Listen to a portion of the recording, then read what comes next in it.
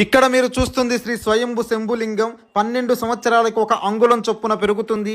శిరస్సు భాగమున సాక్షాత్తు గంగామాత కొలువయ్యుంది. ఎన్ని నీళ్లు తీసినా వస్తూనే ఉంటాయి. స్వామివారి వెనక భాగంలో జడల రూపంలో పార్వతీమాత కొలువయ్యుంది. స్వామివారి శిరస్సు భాగంలో రక్తపు మరకలు కనిపిస్తున్నాయి.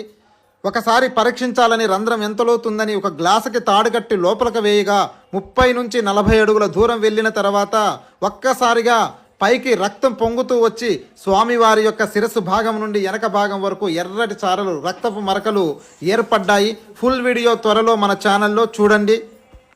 స్వామివారి స్వయంలింగం అండి. స్వామివారి శిరస్సున మనం ఎన్ని నీళ్ళు తీస్తే అన్ని నీళ్ళు వస్తాయండి. తీయకపోతే ఆ లింగాకారం వరకు చాయిపోతాయి.